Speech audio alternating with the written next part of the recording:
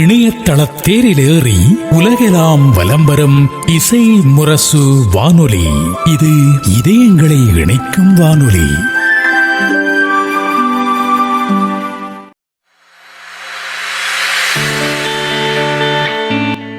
வரவேற்பறை நிகழ்ச்சியில் பள்ளி கல்லூரி மாணவர்கள் NCCயில் இணைவதன் பயன்கள் குறித்தும் கல்வி மற்றும் வேலைவாய்ப்பில் கிடைக்கும் எதிர்கால முன்னுரிமைகள் குறித்தும் பேசுகிறார் தமிழ்நாடு NCC கடற்படை பிரிவின் சென்னை புனித ஜார்ஜ் கோட்டை அலுவலக சிறப்பு நிலை எழுத்தர் ஜீனத்துன் நிசா அவர்கள்.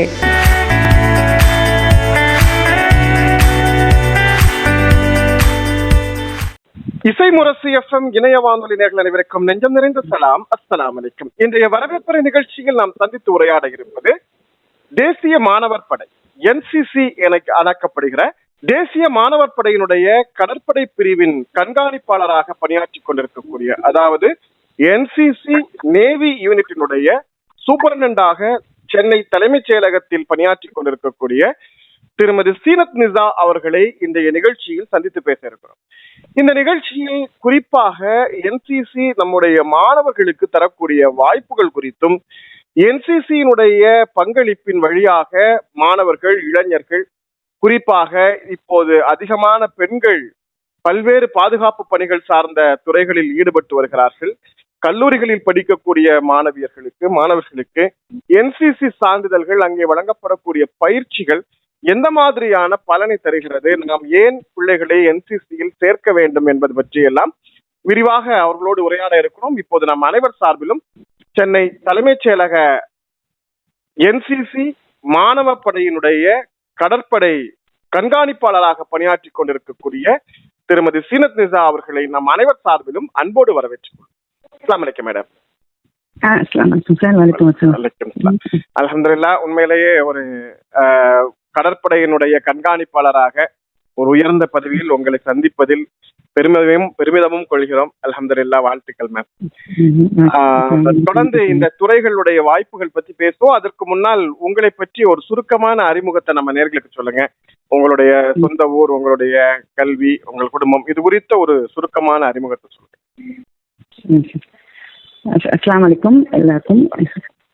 நான் இங்க சென்னையில தான் இருக்கேன். சென்னை மயிலாப்பூர்ல இருக்கிறேன். நான் இங்கே மயிலாப்பூர் பள்ளிக்கூடத்தில் தான் இங்க படித்தேன். கல்லூரி SIT படித்தேன். MA economics. எனக்கு திருமணமாகி ஒரு பெண் குழந்தை. அவர் பல் மருத்துவராக இருக்கிறார். Okay ma'am. இப்ப வந்து NCC அப்படிங்கிற இந்த தேசிய மாணவர் படையை பத்தி பேச இருக்கிறோம். அதுக்கு முன்னால் உங்களுக்கு NCCயோடு உள்ள தொடர்பு பத்தி முதல்ல சொல்லுங்க. இப்ப நீங்க படிக்கிற காலத்திலேயே, இப்ப நீங்க எக்கனாமிக்ஸ் பட்டதாரியாக சொல்லியிருந்தீங்க, படிக்கிற காலத்திலேயே நீங்க NCC வாய்ப்பை பயன்படுத்தி இருந்தீங்களா? உங்களுக்கு அந்த துறையில ஏற்கனவே தொடர்பு இருந்ததா, இல்ல அலுவலராகத்தான் இந்த துறைக்கு வந்தீங்களா? எப்படி இந்த துறைக்கும் உங்களுக்குமான தொடர்பு? இல்லைங்க சார், நான் படிக்கும் போது எனக்கு இதெல்லாம் எனக்கு தெரியல. எனக்கு அப்போலாம். அதுக்கப்புறம் அவங்க படிச்சு முடிச்ச பிறகு திருமணம் ஆகி அதுக்கப்புறம் வேலைக்காக நான் exam, Tamil Nadu public service exam நான் எழுதி, இதுல வந்து இந்த துறை எனக்கு கிடைச்சது. அப்போதான் தெரியும் எனக்கு NCCன்னு சொல்லி எனக்கு அந்த ஒரு இது. அதுக்கு முன்னாடி கூட NCCன்னா எனக்கு அவ்வளவு தெரியாம இருந்துச்சு. அந்த அளவுக்கு எனக்கு அப்போ தெரியும். இப்போ அதுக்கப்புறம் தெரிஞ்சுக்கிறது அந்த துறையில வந்த பிறகு ஃபர்ஸ்ட் ஜூனியர் அசிஸ்டண்டாக நான் உள்ள இப்போ நான் இப்போ கண்காணிப்பாளராக இருக்கேன். ஆனால் NCCல ரொம்ப நிறைய இது இருக்கு. ரொம்ப என்ன சொல்றது, நிறைய ரொம்ப ரொம்ப நல்ல டிபார்ட்மெண்ட், நல்ல ஒரு வாய்ப்புகள் அதிகம். அதுல நீங்க வந்து படிக்க சேரும் போது குரூப் 4 ஆஃபீஸரா தான் சேர்ந்தீங்க இல்லையா? ஜூனியர் அசிஸ்டண்டா சேர்ந்தீங்க. எத்தனை ஆண்டுகள் உங்களுடைய பணி அனுபவம்? அடுத்தடுத்த கட்டமாக உங்களுக்கு கிடைத்த, இப்ப கண்காணிப்பாளர் அப்படிங்கிறது ஒரு மதிப்பூர்வ பதவியில இருக்கீங்க. என்னென்ன மாதிரியான பதவிகளுக்குள்ளால் பதவி உயர்வு பெற்றீங்க? எல்லாமே தமிழக பகுதிகளுக்குள்ளேயே கிடைச்சிருச்சா? இப்படி உங்களுடைய பணிக்காலம் பத்தி சொல்லுங்க. ஆமாம் சார், NCC நான் தமிழ்நாடு பப்ளிக் சர்வீஸ் எக்ஸாம் எழுதிட்டு எனக்கு 2000 தான் நான் வந்து இதில் ஜாயின் பண்ணேன் இந்த டிபார்ட்மெண்ட்ல ஜூனியர் தான். அதுக்கப்புறம் ஒரு 4 இயர்ஸ்க்கு அப்புறம் எனக்கு அப்படியே எக்ஸாம் எழுதிட்டு அந்த அக்கௌண்ட் டெஸ்ட், அந்த டிபார்ட்மெண்ட் துறை தேர்வு அதில் எழுதி அதில் வந்து அசிஸ்டன்ட் பதவி கிடைச்சது. அதுக்கப்புறம் சீனியாரிட்டியில எனக்கு இப்போ கண்காணிப்பாளராக நான் இருந்து கொண்டிருக்கிறேன் சார். சரி, எத்தனை ஆண்டுகள் மொத்த பணியானது? மொத்தம் 25 ஆண்டுகள். 25 ஆண்டுகள். அல்ஹம்துலில்லாஹ். இப்போ செப்டம்பர் 25 ஆண்டுகள் முடிவிட்டது. அல்ஹம்துலில்லாஹ். மிகச்சிறந்த ஒரு பணி, 25 ஆண்டுகள் ஒரு துறையில பணியாற்றுவது. ஓகே மேம், இப்ப வந்து நீங்க உங்களுடைய முதல் கட்ட கவனத்துல என்சிசி பத்தின போதுமான அறிமுகம் இல்லை அப்படின்னு சொல்லியிருந்தீங்க. குறிப்பா இன்னைக்கு பள்ளிக்கூடங்கள்ல பள்ளிக்கூடம் கல்லூரிகள்ல வந்து என்சிசி வச்சிருக்கிறாங்க. என்எஸ்எஸும் இருக்கு, நேஷனல் சோசியல் சர்வீஸ் இருக்கு. ஆனா என்எஸ்எஸ்ல சேர்ற அளவுக்கு ஆர்வம் வந்து என்சிசில வந்து பிள்ளைங்க ஆர்வம் காட்ட மாட்டேங்கிறாங்க. அந்த என்சிசி கோஆர்டினேட்டரே வந்து நல்ல ஓரளவுக்கு ஃபிட்டா இருக்கக்கூடிய பசங்க பிள்ளைங்களை எல்லாம் பார்த்து நீ என்சிசிக்கு வந்தா நல்லா ஃபியூச்சர் இருக்கு அப்படின்னு சொல்லி கூப்பிடுற அளவுக்கு இருக்கு. உண்மையிலேயே என்சிசியினுடைய ஒரு தொடக்கம் அப்படிங்கிறத நாம எப்படி ஏற்படுத்திக்கலாம்? குறிப்பா கல்லூரிக்கு போன பிறகு என்சிசில கூப்பிடுறதை விட பள்ளிக்கூடத்திலேயே என்சிசில நம்ம பிள்ளைங்களை ஆர்வப்படுத்தணும் அப்படிங்கறதுடைய தேவை என்ன? என்ன மாதிரியான இப்ப குடும்பமா இருக்கட்டும், ஆசிரியர்களா இருக்கட்டும், என்சிசியை பத்தி எப்படி அறிமுகப்படுத்தலாம்னு சொல்லுங்க. என்சிசி இப்போ வந்து கடந்த சில நாட்களாக என்சிசி நிறைய பேர் இப்போ வந்து பிள்ளைங்க நிறைய ஆர்வம் காட்ட ஆரம்பிச்சிட்டாங்க சார். பிள்ளைங்க நிறைய என்சிசில இப்போ ரொம்ப ஆர்வம் காட்டுறாங்க. அவங்களே இப்போ காலேஜ் படிக்கிற பிள்ளைங்கலாம் அங்க என்சிசி காலேஜ்ல இல்லைன்னா அவங்களே வந்து நேரடியா வந்து மேடம் எங்களுக்கு இந்த மாதிரி என்சிசில சேரணும் மேடம் எங்க என்சிசி அப்படி வந்து நம்ம அவங்க வராங்க. அப்புறம் நாங்க வந்து இந்த மாதிரி நிறைய இப்போ கேம்ப்லாம் முகாம்லாம் வைத்து இப்போ பசங்களுக்கு நிறைய இன்ட்ரெஸ்ட் பண்ணி விட்டோம். நம்ம இந்த மாதிரி என்சிசில சேர்ந்தா தேசிய மாணவர் படை நிறைய ஃபியூச்சர் நல்லா இருக்கு பிள்ளைங்களுக்குன்னு சொல்லி எல்லாமே ஒரு அந்த மாதிரி ஆர்டிசி ஒரு கேம்ப் நடக்கும். ஆர்டிசி கேம்ப் நடக்கும். அதுல வந்து எல்லாம் வந்து கூப்பிடும்போது எல்லாம் நிறைய பேரண்ட்ஸ் எல்லாம் வருவாங்க. பேரண்ட்ஸ் இந்த மாதிரி ஆஃபீஸர்ஸ், கமாண்டிங் ஆஃபீஸர்ஸ் எல்லாம் தேசிய மாணவர் படையில் உள்ள ஆஃபீஸர்ஸ் எல்லாமே பேசும்போது அவங்க சொல்லுவாங்க இந்த மாதிரி சொல்லும்போது நிறைய பேர் இப்போ ஆர்வம் கட்டி பிள்ளைங்க இப்போ நிறைய பேர் இப்போ வந்து ஜாயின் பண்ணியிருக்காங்க. பசங்க வந்து இத பாத்துக்கிறாங்கல்ல, ஸ்கூல்ல பேசுறது கேட்டுக்கிறாங்க. இந்த மாதிரி கேம்ப் நடக்கும்போது அதை அட்டன் பண்றாங்க. அவங்களுக்கான ஒரு நல்ல ஒரு விஷன் உருவாயிருதுன்னு வச்சுக்கோங்க. இப்ப பேரண்ட்ஸ்ட வந்து நான் என்சிசிக்கு போறேன் அப்படின்னு சொல்லும் போது பேரண்ட்ஸுக்கு சில கன்ஃபியூஷன் இருக்கும். ஏன்னா பொதுவாகவே என்சிசி அப்படின்னு சொன்னா அடுத்தமா ஆர்மிக்கு போகக்கூடிய வேலை தான் அதுல இருக்கு. நாம வந்து ஒரு ராணுவ வீரரா தான் பிள்ளைய உருவாக்க முடியும். அது ஒரு போலீஸ் ஃபீல்டுக்கு தான் போக முடியும். ஏன் ஃபுல்லா அதுக்கு போக வேணாமேன்னு நினைக்கிறவங்க நிறைய பேர் இருக்காங்க. இது இல்லாம என்சிசில எக்கச்சக்கமான வேலை வாய்ப்புகள், இப்ப கூட உங்களுடைய துறை சார்ந்த எவ்வளவோ அலுவலர்கள் இருக்காங்க, துறை சார்ந்த வேற பதவிகள், பொறுப்புகள். அதை விட முக்கியமா இன்ஜினியரிங் காலேஜஸ்ல படிக்கக்கூடிய பிள்ளைங்களுக்கு வந்து டெக்னிக்கலான பணிகள்னு நிறைய இருக்கு இல்லையா?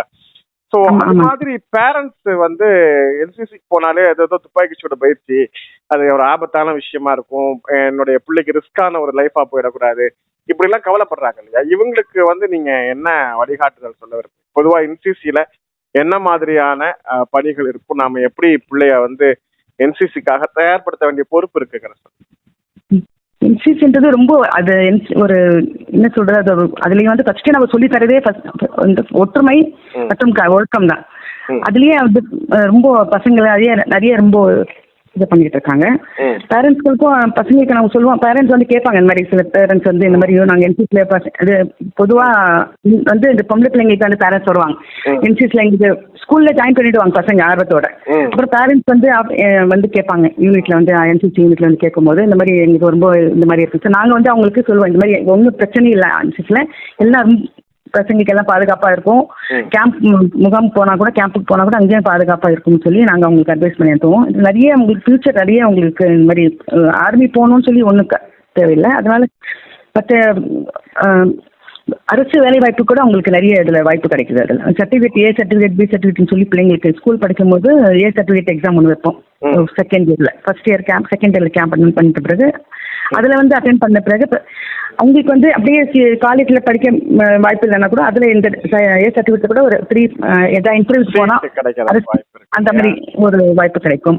அப்புறம் கல்லூரியில படிக்கும் போது செகண்ட் இயர்ல பி சர்டிஃபிகேட் எக்ஸாம் வைப்பாங்க, தேர்ட் இயர்ல சி சர்டிஃபிகேட் எக்ஸாம் வச்சிருப்பாங்க. அதுல போனா இன்னும் ரொம்ப அதிக வாய்ப்புகள் அது கிடைக்கிறதுக்கு வாய்ப்பு இருக்கு. டைரக்டா சி சர்டிஃபிகேட் இருந்தா டைரக்டா விமான ஆஃபீஸர், கமாண்டிங் ஆஃபீஸராகவே போகலாம், ஏர்போர்ட் ஆஃபீஸர், நேவி ஆஃபீஸர்ஸ் அந்த மாதிரி போகலாம். அப்படி இல்லைன்னா போலீஸ் டிபார்ட்மெண்ட்ல கூட போகலாம், இல்லைன்னா அரசு வேலையிலும் அவங்களுக்கு ஈஸியா வேலை வாய்ப்பு கிடைக்கிறதுக்கு வாய்ப்பு இருக்கு.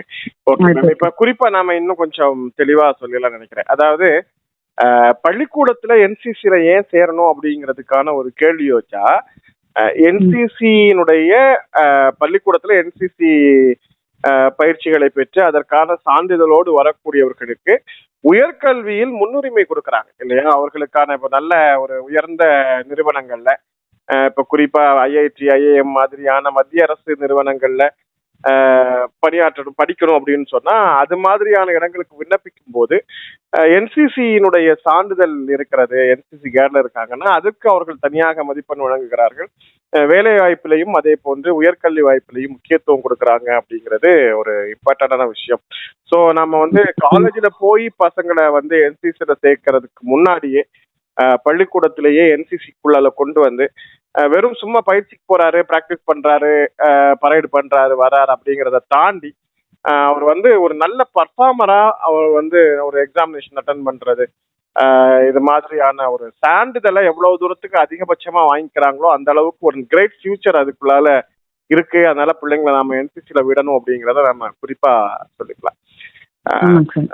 மேம், இப்ப இன்னொரு முக்கியமான விஷயம், இன்னைக்கு வந்து பெற்றோர்களுடைய மிகப்பெரிய கவலை அல்லது ஒரு அச்சம் அப்படின்னு சொல்லலாம், எங்க பிள்ளை கெட்டு போயிடுவானோ அப்படிங்கிற ஒரு எண்ணம் இருக்கு. ஏன்னா இன்னைக்கு சுற்றுச்சூழல் அவ்வளவு நெருக்கடியா பிள்ளைங்களுக்கு கொடுத்துட்டு இருக்கு. கேஜெட் வழியாக இருக்கலாம், இன்டர்நெட் வழியாக இருக்கலாம். பிள்ளைங்க வந்து கேரக்டரைஸ் வந்து மோசமாயிடுவானோ, இது நிறைய பேருக்கு ஒரு அச்சம் உள்ளுக்குள்ள உருவாகிட்டே இருக்கு.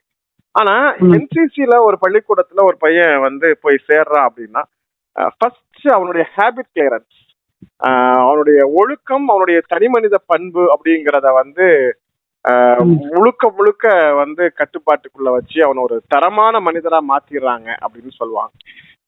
ஸோ என்சிசில வந்து ஒரு குட் கேரக்டர் அப்படிங்கிறதுக்கு என்ன மாதிரியான ப்ரெஃபரன்ஸ் கொடுக்கப்படுகிறது? மாணவர்களுக்கு எப்படி இந்த ஒழுக்கம் சார்ந்த நடைமுறைகளை சொல்லிக் கொடுக்குறாங்க?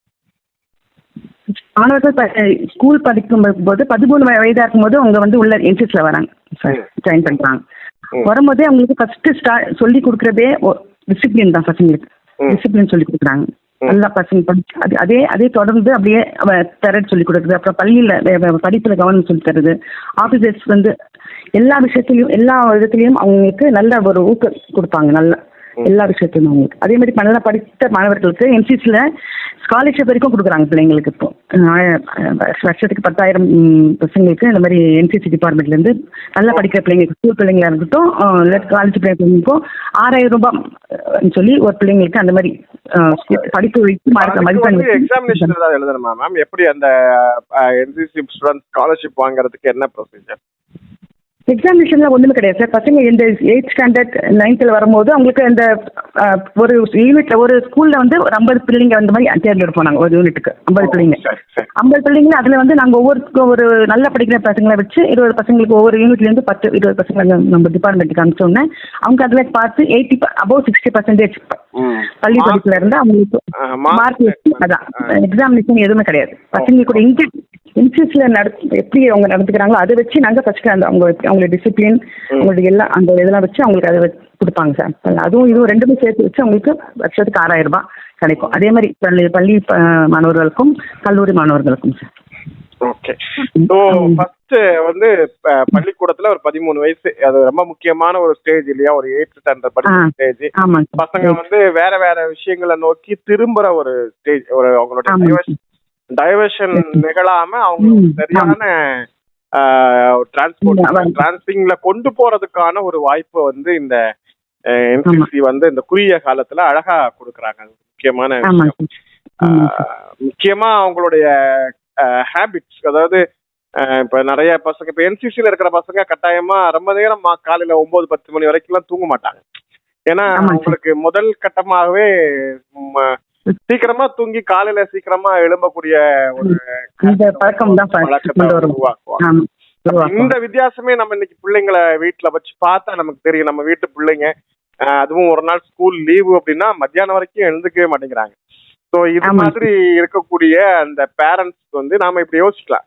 இப்ப நம்ம வீட்டு பிள்ளைங்க, நம்ம குடும்பத்துல இருக்க பிள்ளைங்க எப்படி இருக்காங்க, என்சிசில இருக்கக்கூடிய பிள்ளைங்க காலையில எழும்பி இப்போ நம்ம பிள்ளைங்களா இருந்தா ஃபஜர்லாம் தொழுதுட்டு உடனே அடுத்தது அவங்க ஜாகிங் போடுறது, ஃபிட்னஸ்க்காக வந்து ட்ரைன் பண்றது, எக்ஸசைஸ் பண்றது, இது மாதிரி அடுத்த கட்டத்துக்கு அவங்கள தன்னை வந்து நகர்த்துக்கிறாங்க. சோ இது மாதிரியான ஒரு வாய்ப்பை வந்து நம்ம பிள்ளைங்களும் உருவாக்கிக்கலாம் அப்படிங்கறத நாம குறிப்பா சொல்லணும் மேம். இப்ப வந்து பொம்பளை பிள்ளைங்களை பொறுத்த வரைக்கும் எல்லாருக்கும் இப்ப போன தலைமுறையில பாத்தீங்கன்னா 4-5 பிள்ளைங்க இருப்பாங்க. பேரண்ட்ஸ் கொஞ்சம் கன்வின்ஸ் பண்ணா கூட சரி பரவாயில்ல போயிட்டு வரட்டும் அப்படின்னு விட்டுருவாங்க.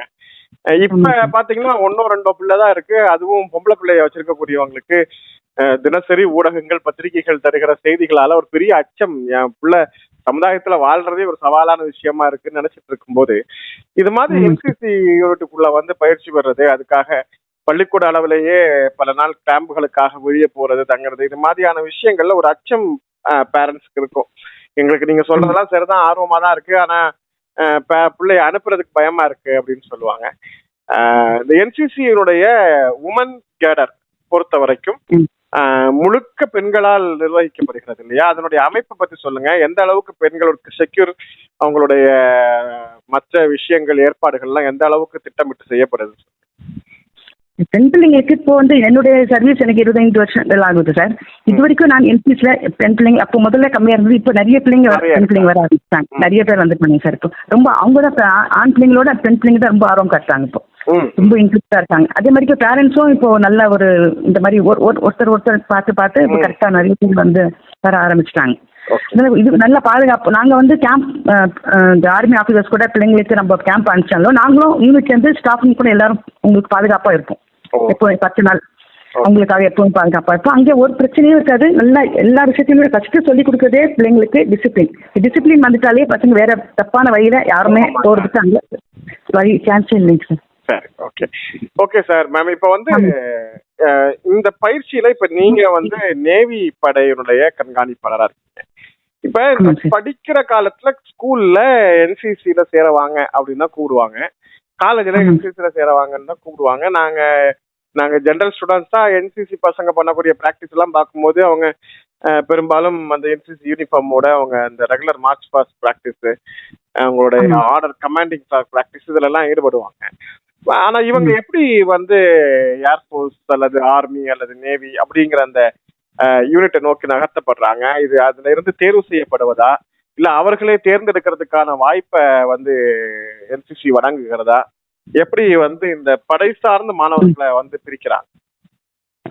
அது பள்ளிக்கூடத்திலேயே இருக்கட்டும் சார். நல்ல பிடி டீச்சருங்க இருப்பாங்க சார். ஸ்கூல் பிடி டீச்சர் ஆசிரியர் இருப்பாங்க. அவங்க என்ன பண்ணுவாங்க, படிக்கிற அவங்க அந்த பிள்ளைங்களை பார்த்து ஆர்வம் உள்ள பிள்ளைங்களையும் கூப்பிடுவாங்க. ஒரு யூனிட்டுக்கு நாங்கள் 50 பிள்ளைங்க சொல்லி நாங்கள் கொடுப்போம். அதுல வந்து அவங்க டீச்சர்ஸ் வந்து ஒரு ஃபர்ஸ்ட் இயருக்கு 25, செகண்ட் இயர் 25 அந்த மாதிரி பிரிச்சுட்டு அது அவங்களே டீச்சர்ஸுக்கு தெரியும் அந்த பிள்ளைங்க எவ்வளவு ஆர்வமா இருக்காங்க, எப்படி இருக்காங்கன்னு சொல்லி அந்த அவங்களுக்கு நல்ல ஊக்குவித்து டீச்சர்ஸ் ஃபர்ஸ்ட் ஸ்கூல் பள்ளிக்கூடத்திலேயே முதல்ல இது பண்ணுவாங்க. நான் சொல்லிட்டு அவங்க வந்து அந்த அதன் மூலமா என்சிசில கொண்டு வருவாங்க சார். கொண்டு வந்துட்டு அவங்களுக்கு அதே மாதிரி பெண் பிள்ளைங்களுக்கும் அதே மாதிரி தான். இல்ல இப்ப என்சிசில சேர்த்துடுறாங்க. இப்ப நம்ம காலேஜ்ல பார்க்கும்போது என்சிசி அப்படிங்கிறது ஒரு யூனிட் தான் இருக்கும். சில கல்லூரியில 2 யூனிட் வரைக்கும் நடத்துறாங்க. இப்ப இதுல இருந்து என்சிசில எப்படி ஆர்மி நேவி அப்படிங்கிற அந்த யூனிட்டை நோக்கி பிள்ளைங்களை பயிற்சி வைக்கிறாங்கன்னு கேக்குறேன். இப்ப அதுக்கான நீங்க கேட்கிற கேள்வி ரொம்ப நல்ல கேள்வி சார். இப்ப நான் இந்த துறையில ஜாயின் பண்ணும்போது சார், அப்போ வந்து நான் ஒரு 300 காலேஜ் பசங்க, 300 ஒரு 150 இருக்கும். 150 பிள்ளைங்க தான் கல்லூரி மாணவர்கள் இருப்பாங்க. ஒரு 300 பிள்ளைங்க பள்ளியில படிக்கிற மாணவர்கள் இருப்பாங்க. இப்போ வந்து என்ன பண்ணாங்க, அதே மாதிரி நிறைய பிள்ளைங்களுக்கு ஆர்வம் காட்டி இப்போ 2020-21 கோஸ்டல் பார்டர்னு சொல்லி அந்த மாதிரி ஒரு இது பண்ணிட்டு அதுல ஒரு நிறைய பிள்ளைங்களுக்கு என்சிசில ஜாயின் பண்ண வச்சாங்க சார். நம்ம நிறைய பிள்ளைங்களுக்கு ஆர்வம் காட்டி வந்து எல்லா ஸ்கூல்ல எல்லாம் நம்ம கல்லூரி பள்ளிகள் எல்லாம் நம்ம எல்லாம் இது பண்ணிட்டு நிறைய ஆர்வம் காட்டி இப்போ நிறைய பிள்ளைங்க இப்போ என்னோட யூனிட்லயே இப்போ 2100 ஜேடி யூனிட் டிவிஷன் நம்ம இருக்காங்க. ஆமா 2150. நான் உள்ள வரும்போது ஃபர்ஸ்ட் 150 பேர் அப்படிதான் இருந்தாங்க. இப்போ வந்து 2150 பேர் இருக்காங்க. கல்லூரி மாணவர்கள் வந்து 800 பேர் இருக்காங்க சார். ஆர்மி நேவி ஏர்போர்ட் அந்த மாதிரி ஒவ்வொரு துறையிலும் ஒவ்வொரு இதுலயும் படையிலும் அந்த மாதிரி இருக்காங்க சார். இல்ல நான் இப்ப உங்கள்ட்ட கேட்கிற கேள்வியே, இப்ப இந்த பிரிவை வந்து மாணவர்களே தேர்ந்தெடுத்துக்கிறாங்களா? இப்ப நான் வந்து ஆர்மி ஃபோர்ஸ் பிராக்டிஸ் போறேன் என்சிசில, நான் நேவில போறேன், நான் ஏர்ஃபோர்ஸ்ல போறேன், அந்த மாதிரி மாணவர்களே தேர்ந்தெடுக்க வாய்ப்பு இருக்கா? இல்ல அவங்களுடைய பெர்ஃபார்மன்ஸை வச்சு ஹையர் அஃபீஷியல்ஸ் வந்து இந்த மாணவர்களை அந்த பயிற்சிக்கு அனுப்புறாங்களா? இல்ல எல்லாருக்குமே இந்த 3 கட்ட பயிற்சி கிடைக்க வாய்ப்பு இருக்கா? எப்படி இந்த பயிற்சிகள் மேற்கொள்ளப்படுது? நாங்களே மாணவர்களே அவங்களே ஆர்வம் காமிட்டி வருவாங்க சார். எங்களுக்கு ஆர்மி வேணும். அவங்களே தேர்ந்தெடுத்துக்கலாம் இல்லையா? ஆமா எங்களுக்கு நேவி வேணும் அந்த மாதிரி வந்து பிள்ளைங்க அந்த மாதிரி அவங்க ஆர்வத்திலேயே வருவாங்க சார். Okay ma'am. இப்ப பெண் பிள்ளைங்களுக்கு முக்கியமா ஒன்றும் பயப்பட வேண்டிய அவசியமே இல்லை சார். லேடி ஏறணும்னு சொல்லி அவங்களுக்கு அப்பாயிண்ட் பண்ணுவாங்க சார். நாங்கள் காலேஜ் இருந்தால் காலேஜ்ல ஆசிரியர்கள் பேராசிரியர்கள் அவங்க வந்து லேடி ஏன்னு தண்ணி அவங்களுக்கு ஒரு போஸ்ட் கொடுத்து அவங்க வந்து பிள்ளைங்களுக்காக பெண் பிள்ளைங்க வருவாங்க சார். நீங்கள் காலேஜ் இருக்கட்டும் ஸ்கூல் பிள்ளைங்க இருக்காங்க இருக்கட்டும் பிடி டீச்சர் சொல்லி அவங்களை வந்து லேடி ஏறணும் நாங்கள் வந்து அவங்களுக்கு போஸ்டிங் கொடுத்து அவங்க வந்து எந்த கேம்ப் போனாலும் எங்கே போனாலும் லோக்கல் இருக்கட்டும் வெளியே எங்கே போனாலும் ஆர்மி நேவி ஆஃபீஸ் ஏர்ஃபோர்ஸில் எல்லா லேடி ஏறணும் சொல்லி அவங்களுக்கு ஒரு இப்போ எங்களுக்கே என்னுடைய 13 காலேஜஸ் இருக்கு. எங்களுக்கு 13 காலேஜில் 10 லேடி ஏர்னு இருப்பாங்க. அதே மாதிரி பிள்ளைங்களுக்கு ஸ்கூல் படிக்கிற பிள்ளைங்களுக்கும் 21 ஸ்கூல் இருக்கு. அதுலேயே 15 லேடி ஏர்னு இருக்காங்க. அசோசியேட் என்சிசி ஆஃபீஸர்னு சொல்லுவாங்க. அவங்க டீச்சர்ஸ் அவங்க டீச்சர்ஸ் ஆமாம் அவங்க. அதனால பிள்ளைங்களுக்கு எந்த ஒரு பயம் இல்லாமல் பெற்றோர்கள் அனுப்பலாம் சொல்லி என்னுடைய ரொம்ப ஏன்னா நிறைய பெனிஃபிட் இருக்கு என்சிசிலேங்க சார். ஓகே ரொம்ப நல்ல ஒர்க். Okay ma'am. இப்ப தமிழ்நாட்டுல என்சிசிக்கான பயிற்சி மையங்கள் வந்து நிறைய இருக்கு. எல்லா விதமான பயிற்சிகளும் தமிழ்நாட்டிலேயே கொடுக்குறாங்க. மாவட்ட வாரியா கொடுக்குறாங்க, மாநில வாரியாக கொடுக்குறாங்க. ஆனா தமிழ்நாட்டில் இருக்கக்கூடிய மாணவர்களை தேர்வு செய்து வட இந்திய பகுதிகளுக்கு பயிற்சிக்காக அனுப்புவதை நாங்கள் கல்லூரிகள் எல்லாம் பார்ப்போம். 1 மாத பயிற்சிக்கெல்லாம் போறாங்க. அப்படி வட இந்தியாவுக்கு அனுப்புற பயிற்சிக்கான முறை என்ன? ஒருவேளை இங்க இருந்து அடுத்த கட்ட பயிற்சிக்காக போறாங்களா அல்லது இதை விட பயிற்சி கட்டமைப்புகள் வட இந்தியாக்கள்ல அதிகமாக ஏற்படுத்தப்பட்டிருக்கா? இது மாதிரி வெளியில போகணுங்கிற போது சில பேருக்கு அதுவும் ஒரு விதமான உள்ளூருக்குள்ளால ஒரு அச்சத்தை ஏற்படுத்தலாம்ல. இது மாதிரி ஒரு 10, 15 நாள், 20 நாள், 1 மாசம் பிள்ளை நார்த் இந்தியாவுக்கு அனுப்ப வேண்டி வருது, இது மாதிரி சரியா இருக்குமான்னு பயத்துல நிறைய பேர் இங்க அனுமதிப்பாங்க, அங்க அனுமதிக்க மாட்டாங்க. ஸோ இது மாதிரி இருக்கக்கூடிய பிள்ளைங்களுக்கு என்ன, பேரண்ட்ஸ்க்கு என்ன சொல்ல வர்றீங்க? வட இந்தியாவுக்கு போய் பயிற்சி எடுக்க வேண்டிய தேவை என்ன? அதை அந்த பயிற்சியை கட்டாயமா பங்கேற்பதற்கான அவசியம் என்ன? இல்லைங்க சார், ஃபர்ஸ்ட் அடுத்த கட்ட முயற்சியாக தான் சார் அங்கே வட இந்தியா அனுப்புறாங்க சார். ஃபர்ஸ்ட் தமிழ்நாட்டிலேயே நம்ம நாட்டிலேயே எல்லாருமே பிள்ளைங்களுக்கு இங்கே தான் நல்ல பயிற்சின்றது இங்கே நம்ம தமிழ்நாட்டில் தான் இருக்கு. நல்ல பசங்களை நல்ல அவங்க வந்து இதில் ஃபைரிங் அந்த மாதிரி ஒரு இதில் அந்த நல்ல அவங்க கேண்டிடேட்ஸ் நல்லா இருந்தால் அந்த மாதிரி அவங்களுக்கு செலக்ட் பண்ணி தான் நாங்கள் வடநாட்டுக்கு அனுப்புறோமே தவிர அங்கே தனியாக பயிற்சிக்காகன்னு சொல்லி நம்ம அங்கே அனுப்புறது இல்லைங்க சார். அவங்களுக்கு இங்கே தான் ஃபர்ஸ்ட் எல்லா பயிற்சியும் இங்கே தான் நடக்குது. அந்த அளவுக்கு இங்கே தமிழ்நாட்டில் பயிற்சி கட்டமைப்பு ரொம்ப நல்லா இருக்கு. ஆமாம், அதே மாதிரி இப்போ வந்து ஆர்டிசின்னு சொல்லி நம்ம ரிபப்ளிக் டே ஃபங்க்ஷனில் கூட இந்த பர்சனுக்கு இந்த கேம்ப் வச்சு இந்த முகாம் நடத்தி அவங்களுக்கு மார்ச் பாஸ்ல அவங்களுக்கு ட்ரைனிங் கொடுத்து அதில் வந்து செலக்ட் பண்ணி ஒரு 100 பிள்ளைங்களை நம்ம full whole department NCC department 100 பிள்ளைங்களுக்கு நம்ம டெல்லியில் அனுப்புவோம் அந்த ஆர்டிசி ரிபப்ளிக் டே அந்த பேரட்க்கு. அந்த மாதிரி தான் நாங்கள் அனுப்புவோம் சார். மற்றபடி இந்த மாதிரி சைட் சீன்னு சொல்லி இஎஸ்டி ஏக் பாரத் ஏக் சுரக்ஷான்னு சொல்லி அந்த மாதிரி ஒரு கேம்ப் வரும். அந்த மாதிரி பிள்ளைங்களுக்கு நல்லா படிக்கிற நல்ல ஒரு பர்ஃபார்மன்ஸ் உள்ள பிள்ளைங்களை பார்த்து நாங்கள் அந்த மாதிரி சைட் சீன் மாதிரி பார்த்து அந்த பிள்ளைங்க அனுப்புவோம். அப்புறம் வைஇபின்னு சொல்லி ஒரு யூத் எக்ஸ்சேஞ்ச் ப்ரோக்ராம் ஆர்டிசி போயிட்டு வந்தால் பிள்ளைங்க வடநாட்டுக்கு அந்த ட்ரெயின் போயிட்டு வந்தால் அந்த பிள்ளைங்களுக்கு அதில் செலக்ட் பண்ணி அதில் வந்து ஒரு யூனிட்லேருந்து ஒரு பிள்ளைங்களுக்கு நாங்கள் யூத் ஃபாரின் கண்ட்ரிக்கு அனுப்பி விடுவோம் சார். அதனால் அந்த மாதிரி இங்கே நம்ம தமிழ்நாட்டிலேயே நல்ல பயிற்சி முகாம்லாம் இருக்குது. ஒரு இதுவும் இல்லை சார். வடநாட்டுக்குலாம் அப்படின்னா இல்லை. செகண்ட் இயர் தான் 2வது கட்டமாக தான் அங்கே போகிறாங்க பஸ். அதாவது நேஷனல் லெவல் ட்ரைனிங் மொத்தமா பல மாநிலங்களுக்கு சேர்த்து நடத்தும் போது அந்த நிகழ்ச்சியில பங்கேற்கிறதுக்காக இங்க போறாங்க. எல்லா பயிற்சியும் தமிழ்நாட்டிலேயே கிடைக்குது. அதுக்கான எல்லா கட்டமைப்பும் தமிழ்நாட்டிலே இருக்கு. எல்லாமே இங்கேயே ரொம்ப நல்லா சார். எந்த ஒரு பயமும் இல்லை பிள்ளைங்க பெற்றோருக்கு. நான் சொல்றேன் எந்த பயமே அச்சப்பட தேவையில்லைங்க சார். Okay ma'am. இப்ப நீங்க வந்து நேவி யூனிட்டுடைய சூப்பரண்டரா இருக்கீங்க. இப்ப நேவியில பிராக்டிஸ் பண்ணக்கூடிய பிள்ளைங்க, சர்டிபிகேஷன் வாங்கக்கூடிய, சான்றிதழ் வாங்கக்கூடிய பிள்ளைங்களுக்கு இந்த இந்திய தேசிய படை கடற்படையினுடைய பிரிவுகளோ அல்லது அது சார்ந்து இருக்கக்கூடிய கடலோர காவல் பிரிவு இருக்கிறது, கடல் சார்ந்த ஆராய்ச்சி துறைகள், இது மாதிரியான பல பிரிவுகள் வந்து கடல் சார்ந்து இயங்கிட்டு இருக்காங்க அரசு துறைகள்ல. அதே மாதிரி உங்களுக்கு தொழில்நுட்பம் இன்ஜினியரிங் ஸ்டூடெண்ட்ஸா போறாங்க அப்படின்னா அதே மாதிரி மெரைன் டெக்னாலஜில இருக்கக்கூடியவங்களுக்கும் நேவி சார்ந்து நிறைய தேவைகள் இருக்கு. அவங்களுடைய தொழில்நுட்ப பிரிவு இது மாதிரி அந்த மாதிரி டிகிரி படிக்கக்கூடியவங்க கடல் சார்ந்து ஏதேனும் தொழில்நுட்பத்தையோ மெரைன் மாதிரியான இதுலயோ ஷிப்பிங்கோ இது மாதிரி ஏதாவது படிக்கக்கூடியவங்களுக்கு இந்த சர்டிபிகேஷன் வந்து எப்படி உதவும் மேம்? இந்த மாதிரி என்சிசியில நேவி யூனிட்ல பிராக்டிஸ் பண்ணா இது மாதிரி நேவியினுடைய தொழில்நுட்ப பிரிவிலையோ அல்லது மற்ற மற்ற துறைகள்ல இப்ப நான் சொன்ன மாதிரி ஹோஸ்டல் கார்டு, கடலோர காவல் பிரிவு, இது மாதிரியான துறைகள்ல வேலை வாய்ப்புக்கு முக்கியத்துவம் கொடுக்குறாங்களா? அதுக்கு வாய்ப்பு இருக்கான்னு சொல்லுங்க. முக்கியத்துவம் அதிகம் இருக்கு சார். இதுல இந்த கல்லூரி படிக்கும் போது பி சர்டிஃபிகேட் எக்ஸாம் வைப்பாங்க சார். பி சர்டிஃபிகேட் இருக்கு, சி சர்டிஃபிகேட் எக்ஸாம் இருக்கு. இந்த சர்டிஃபிகேட் கார்டு வாங்கினால அதுல ஏ கிரேட் இருந்தா டைரக்டா நம்ம ஆஃபீஸர் போஸ்ட்லயே கிடைக்கும். அதுல நேவி ஆஃபீஸர்ஸ், ஆர்மி ஆஃபீஸர்ஸ் கிடைக்கும். அப்படி சி கிரேட் அந்த மாதிரி இருக்கு. அந்த மாதிரி இருந்தா நம்ம அரசு துறையிலோ போகலாம். நிறைய வாய்ப்புகள் இருக்கு சார். இதுல கடற்படை இருக்கட்டும், தரைப்படை, விமானப்படை, எல்லாத்துலயுமே நிறைய வாய்ப்புகள், வேலை வாய்ப்புகள் கிடைக்கிறதுக்கு நிறைய வாய்ப்புகள் இருக்கு சார். ஓகே. இப்ப இது மாதிரி பணிகள் இருக்கும்போது இப்ப இன்னைக்கு வந்து மத்திய அரசு நிறைய இப்ப சாகரா அது மாதிரியான திட்டங்கள் எல்லாம் கொண்டு வந்திருக்காங்க. கடல் பாதுகாப்பு, கடல் எல்லைகளை வந்து வரையறை செய்யறது, இது மாதிரியான விஷயங்கள்லாம் இருக்கு. பிளஸ் வந்து மாணவர்களை வந்து வெளிநாட்டுக்கு அனுப்பி அங்க வந்து சில எக்ரிமெண்ட் வழியா சில மத்திய அரசு சார்ந்த சில முயற்சிகள்லாம் நடந்துகிட்டு இருக்கு. அதாவது பாதுகாப்பு சார்ந்த பணிகள், கடலோர எல்லைகள் சார்ந்த விஷயங்கள்லாம் செய்யறாங்க. இது மாதிரி இப்ப நேஷனல் லெவல்ல நல்ல பெர்ஃபார்மன்ஸ்ல வரக்கூடியவங்க இது மாதிரி அடுத்தது இன்டர்நேஷனல் மீட் அல்லது இது மாதிரியான பயிற்சிக்கோ அல்லது வேலை வாய்ப்பு சார்ந்த விஷயங்களுக்கோ போறதுக்கு வாய்ப்பு இருக்கா? அது மாதிரி தமிழகத்தை சேர்ந்தவங்களுக்கு இந்த வாய்ப்புகள் எல்லாம் கிடைச்சிருக்கான்னு சொல்லுங்க.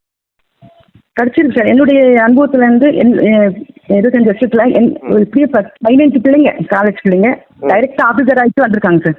என்கிட்டயே வந்து என்கிட்ட பாத்துருக்காங்க. அந்த மாதிரி வெளிநாட்டுலயும் போயிட்டு வந்திருக்காங்க சார். இந்த மாதிரி 15 பேர் தமிழ்நாட்டுல போயிருக்காங்க. ஒரு நல்ல ஆப்பர்ச்சுனிட்டி இல்லையா பல நாடுகளோட உள்ள? ஆமா சார். அவங்களே என் கூட என்கிட்ட வந்து மாணவர்கள் வந்து பள்ளி மாணவர்களும் கல்லூரி ஆபீசரா வந்து பார்த்துட்டு போவாங்க. மேடம், நான் இன்னைக்கு நான் பெரிய அதிகாரி ஆயிட்டேன், நான் தேசிய ஆர்மி ஆபீசர், நேவி ஆபீசர், அந்த மாதிரி ஏர்போர்ட் ஆபீசரா வந்து நிற்பாங்க. யூனிஃபார்ம்ல வந்து நிற்கும் போது ரொம்ப பெருமையா இருக்கும். அந்த மாதிரி வெளிநாட்டிலயும் போயிருக்காங்க. Very good, very good. உண்மையிலே வந்து ஒரு ஆசிரியரா இருந்து அவருக்கு என்சிசி மாஸ்டரா இருந்து அவருக்கு என்ன பெருமையும் பெருமிதமும் கிடைக்குதோ அதே பெருமையும் பெருமிதமும் ஒரு அலுவலராக உங்களுக்கும் அந்த பிள்ளைக்கு வந்து கிடைக்கும் போது இருக்கு. நான் படிச்ச பிள்ளைங்களுக்கே நான் இப்போ என்னுடைய ஸ்கூல் நான் படிச்சேன், இங்கே மயிலாப்பூர் சென்ட் ரஃபேல் ஸ்கூல்ல படிச்சேன். அங்கேயே நான் போய் சொல்லி அவங்க டைரக்டா போய் தலைமை ஆசிரியர் மீட் பார்த்துட்டு இந்த மாதிரி என்சிசில ஜாயின் பண்ண சொன்னேன். அவங்க அங்க நம்ம ஸ்கூல்ல இருந்து 100 பிள்ளைங்களுக்கு நம்ம நான் சேர்த்து இப்போ பசங்க இப்போ இந்த கோஸ்டல் பார்டர் ஒரு இது போட்டாங்க இதுல, அதுல ஜாயின் பண்ணி இப்போ எங்க பிள்ளைங்க அந்த என்னுடைய படிச்ச பிள்ளைங்களும் வராங்க. நானும் அங்க சீஃப் கெஸ்டா ஸ்கூலுக்கு போயிருந்தேன். இந்த மாதிரி என்சிசிக்காகவே இந்த மாதிரி அவங்களுக்கு ஊக்கப்படுத்துறதுக்காக என்சிசி ஜாயின் பண்ண. ரொம்ப சிறப்பா நிறைய பதில் சொன்னீங்க மேம். இப்ப இறுதியா ஒரு கேள்வியோட நம்ம நிறைவுக்கு வந்துடலாம். நம்ம கிட்ட நிறைய பள்ளிக்கூடங்கள் இருக்கு, நிறைய கல்லூரிகள் இருக்கு. ஆனால் என்சிசி யூனிட் அப்படிங்கிறது பாத்தீங்கன்னா அரசு பள்ளி கல்லூரிகள், அரசு உதவி பெறுகிற பள்ளி கல்லூரிகள்ல இருக்கு. இப்ப செல்ஃப் ஃபைனான்ஸ் காலேஜஸ்லயும் என்சிசி யூனிட்டை வந்து கொண்டு வந்திருக்காங்க. பள்ளிக்கூடங்கள்ல தனியார் மெட்ரிக் சிபிஎஸ்இ பள்ளிக்கூடங்கள்ல வச்சு நடத்துறாங்க இல்லையா, நம்ம ஊர் பகுதிகளில் நம்ம அறக்கட்டளைகள் வழியாவோ ஏதோ ஒரு வகையில நடத்துறாங்க வட்டார பகுதியில். அந்த மாதிரி பள்ளிக்கூடங்கள் என்சிசி யூனிட்டை வந்து தொடங்குறதுக்கு வந்து அரசுகிட்ட விண்ணப்பம் கொடுக்க முடியுமா? அப்படி கொடுப்பதாக இருந்தால் கொடுக்கிற எல்லா பள்ளிக்கூடங்களுக்கும் என்சிசி யூனிட் அரசு அனுமதிக்குமா? அதுக்கு என்ன லிமிடேஷன் வச்சிருக்காங்க, என்ன மாதிரியான ப்ரொசீஜர் அதுக்கு இருக்குங்கிறத சொல்லி நாம நிறைவு செஞ்சலாம். இப்போ எல்லாமே செல்ஃப் ஃபைனான்ஸ் கூட இப்போ நிறைய பிள்ளைங்க வர ஆரம்பிச்சாங்க ஸ்கூல், அங்கேயே வராங்க சார். நேரம் ஒன்றும் பிரச்சனை இல்லைங்க சார். அவங்களுக்கு என்சிசி வேணும்னா டைரெக்டாக நம்ம என்சிசி துறைக்கு வந்து கமாண்டிங் ஆஃபீஸரை மீட் பண்ணிட்டு அங்கே வந்து இந்த மாதிரி எங்களுக்கு வந்து எங்கள் கல்லூரியிலையோ எங்கள் பள்ளியிலோ எங்களுக்கு வேணும்னு சொன்னால் கண்டிப்பாக நம்ம வந்து அவங்களுக்கு ஒரு அப்ளிகேஷன் கொடுத்து அவங்க ஃபில்அப் பண்ணி கொடுத்து அது எல்லாமே நாங்கள் நிறைய வாய்ப்பு. அதற்கான இடவசதி, அதை பயிற்சி பண்ணக்கூடிய மாஸ்டரிங், அதுக்கு ஏற்கனவே பயிற்சி பெற்ற என்சிசியில கல்லூரியில வந்து இது மாதிரி சி கிரேடு, பி கிரேடு, ஏ கிரேட் எல்லாம் சர்வீஸ்ல போயிட்டு வந்த ஆசிரியர்கள் இருந்தாலே போதுமானது, அவங்களால தொடங்க முடியும். சோ அப்படி என்சிசி யூனிட் தொடங்குறதுனால பள்ளிக்கூடத்திற்கும் நிறைய பயன்கள் இருக்கு இல்லையா? அவங்களும் நிறைய பயன்கள் சார்.